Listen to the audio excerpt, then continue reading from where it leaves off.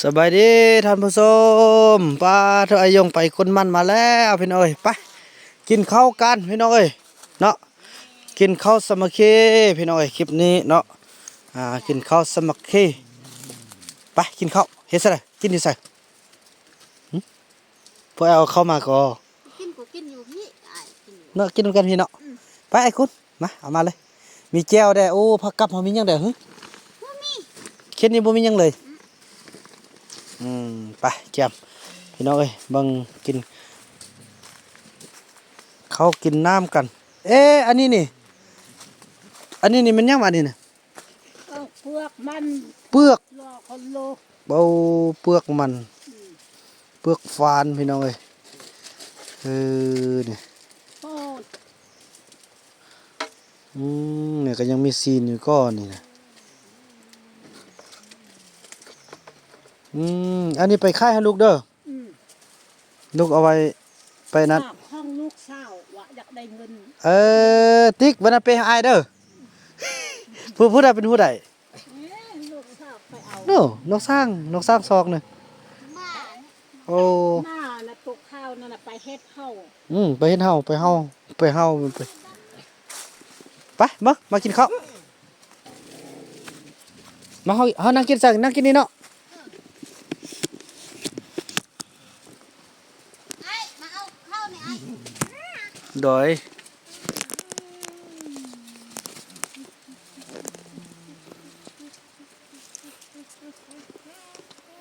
มากินข้าวทำการ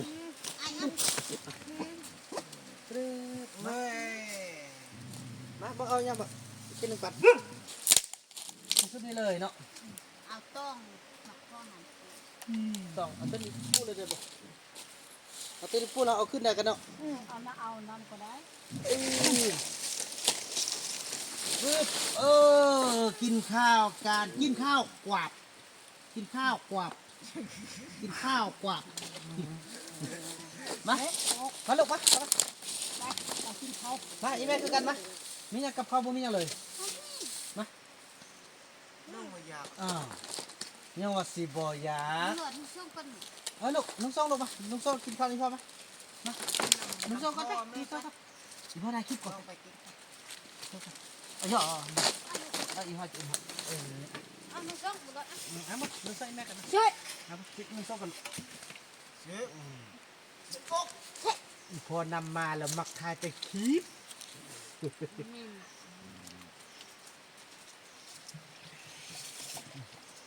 ไปกินข้าวแล้วมาลูกมาไอ้ยงลูกมานั่งนี่นะมือโบราณอีพ่อเอาต้นให้กินอีพ่อนะเอาลูกนะโบราณก็ได้กินเลยมา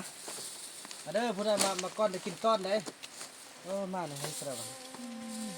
นี่ไอ้พี่นอดลูกนั่งนี่ก็ได้เนาะนะนั่งนี่ไอ้พ่อเอาปอนนี่เลยแน่ตอนนี้ปันกันนิดนึงจะผู้จอนี่ไม่ต้องดูผู้จอนี่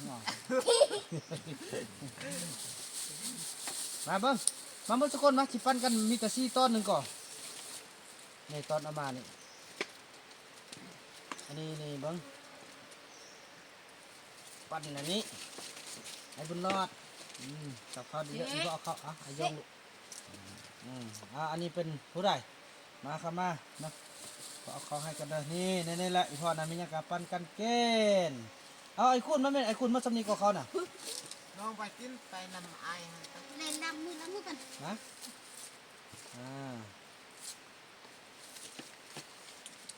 ปึ๊บนี่เอ้านะฮัลโหลทำเอากลับเลยโน่อันนี้มันนี่ตอนและมีอะไรหักแพงกันเห่าพี่น้องกันเห่ากับเขาเลยลูกกับเลยลูกกับเลยควันซ้ำกับลูกกับเต้าอันนึงอันเดียวกันนี่อันนี้เบิ่งตอนนี้ยังหัน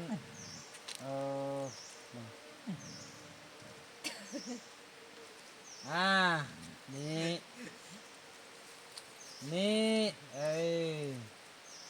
อันนี้เราดูกันดีเนาะ อ้าวนี่นะไอ้คุณอ่ะตัวนี้น่ะ เอาไอ้ บันเครื่องบันกันก็สันเอาตัวนี้นี่เอาดูจะบวกกับข้าวเลยไหมเอาหน่อยเอาตัวโอเคนี่ข้าวนี้ยังไม่ยืนนี่เด้อแน่กินเลยอ๋อดื่มจะดิ้นจะดอนดิ้นดอนทำมากินจะดิ้นดอนนะเดี๋ยวกัดกันเด้อ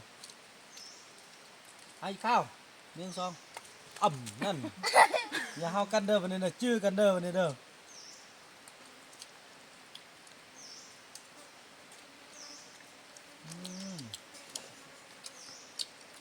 เฮ้การ บักคำน้อยเดี๋ยวไอ้ คำน้อยเอาบ่ค่ะ มาไอ้คำน้อยมา ไอ้คำน้อยจะเข้า คำน้อยโอ้ไม่หากันเริ่มเลยอ่ะไอ้กินเลยเอ้าคำน้อยมาแล้วแตกสะหมดเลยว้ายว้าขนาดมากคำน้อยนี่มันบ่ได้เรื่องอะไรพี่น้องเอ้ยต้องบ่ได้เรื่องแหละคำน้อยนี่ขนาดมากก็ยังย่านพี่น้องเอ้ยเด็กน้อยสะหมดเลยแต่ไอ้บุญรอดผู้เดียวที่มึงเอาลูกกับข้อนล่ะปัดกั้นห่อไอ้ลำอีเก้าโมง นี่อันนี้เอาไปให้ไอ้คุณเลยเด้อเด้อทับเด้อ1 2นี่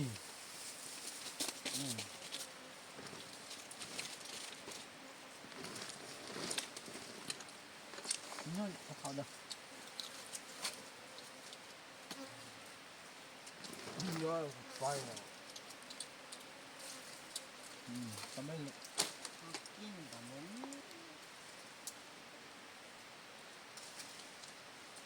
บักคำแล้วเนาะมันมีหันกินเนาะไอ้ เป็นเลือดไตปูเนาะนี่มาปูเ ผู้แห่มีไงบักกาหรอกไอ้บักไปหรอก บ่เป็นกินอื่นนะ เดินก็ไปกินเยอะแล้ว เอาไปซ่าไอแปดเด้อ อ่ะ เอาไปซ่าไอแปดมันหุ้งดีเด้อ ไอ้บักไปหรอกมันจะทำ มันสินอดไปคำน้อยเรียกว่าใกล้พูด ไปหมด ที่ญาติ กัน ที่ญาติอาจี อันสิ น้องก็อีกคุณนอนนี่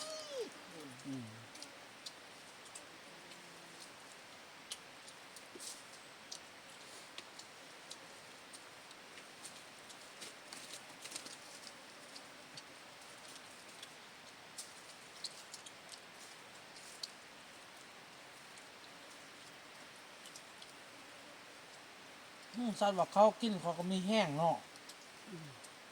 พี่นะลูกเจ็ดหน้าฮะมีเขากินหลาย ดูหน้าแล้วลูกกี่พาเฮ็ดก่อ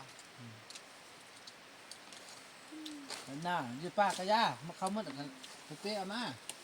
ป้าก็ยากเขาหมดเอาไปเอามา เดี๋ยวไปอยู่ใกล้ไร่ย่างบ่ฮอด อย่างน้อย อันนี้เฮี้ยงขับรถตักให้หน้าเลยอย่ามาเลย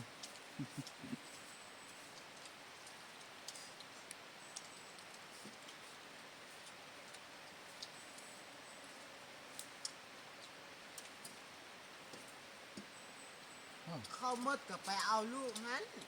ลูกก็ชื่อมาไล่เลย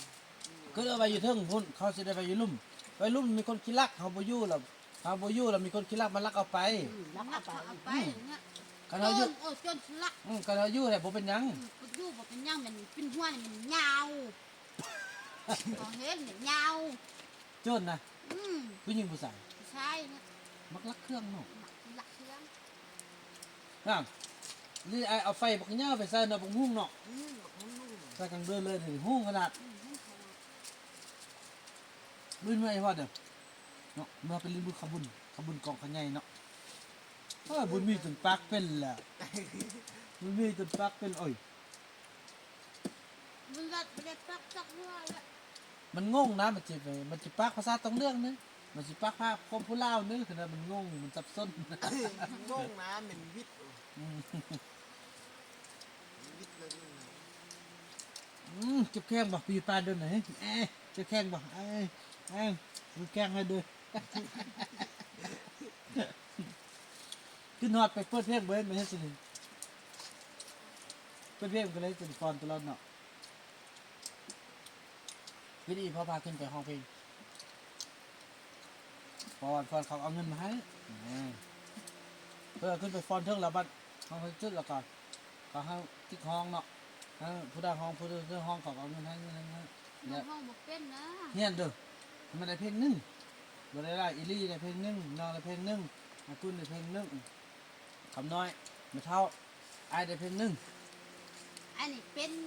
กับเอื้อยนกก็เป็น เอ้ยนกบ่เป็นนก น้องคือกันน้อง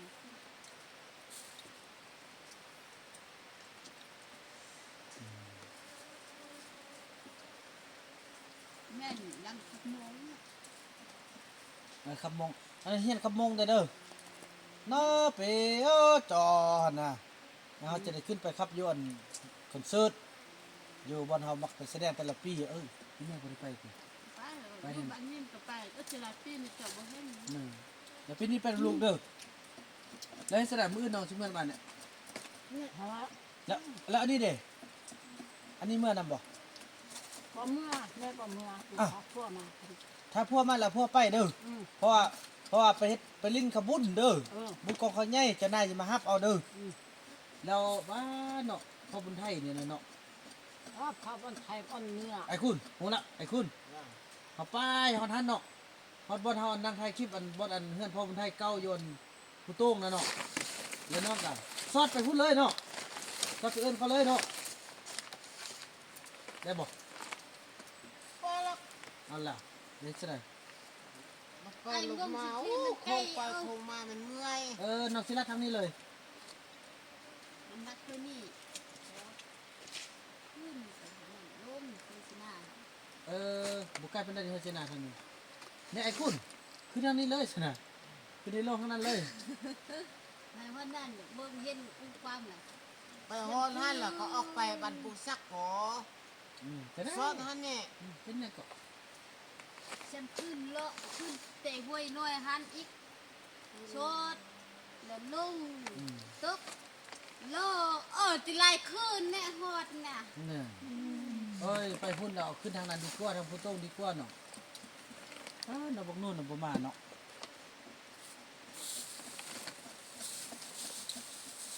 แรกเขาอยู่ตั้งที่เขาบอกนะเขาอีคุยนี่น่ะ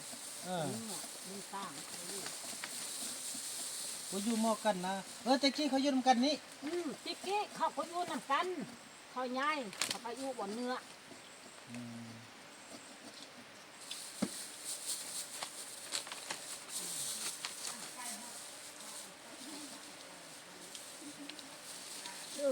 น่ากินเลย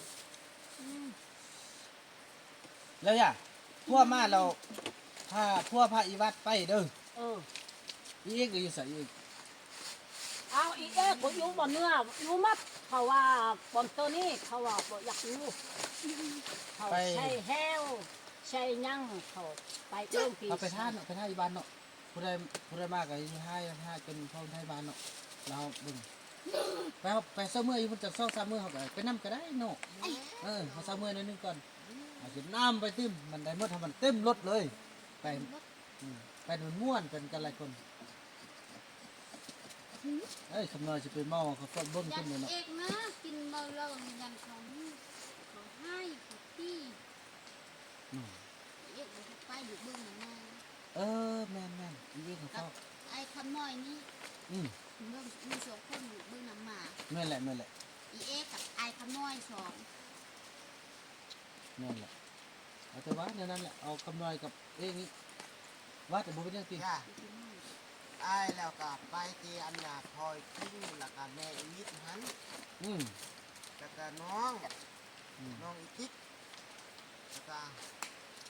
พูน กินเขายันกินเยี่ยเมาเฮ็ดกันแม่เขาบอกยกไป แบบเขาตีกันแบบพี่กายเนาะนั่นแหละอีเอกกับอันอีคำนวณอยู่บ่ไปนั่นแหละไปมันเขาได้มาแล้วปั้นคำนวณเอา แต่เรื่องนี้ นั่นแหละบ่ไปละ อายทิ้งรุ่นยัง ขอโทษเด้อเอ้ยเบิ้งเนี่ยถ้าเข้ากันโอ้ยเข้าก็กินพอดีอันคุยทองหนึงเว้ย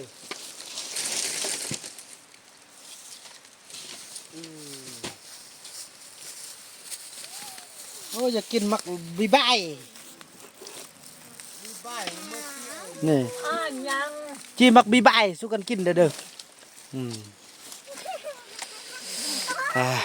จังสั้นพี่น้องคลิปนี้จบคลิปกันสำนี้ก่อนพี่น้องเอ้ยเนาะแล้วก็ว่ากันใหม่ในคลิปต่อไปนี่พี่น้องเอ้ยต้นอันนี้ต้นประตูเงินประตูทองพี่น้องเอ้ยเป้าต้นบักใหญ่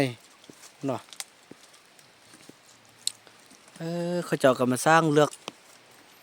ถ้าอยู่บนนี้เด้พี่น้องเอ้ยเนาะฮะ คลิปต่อไปพี่น้องคลิปนี้บ่าวนำขออนุญาตกล่าวคำว่าสำบายดี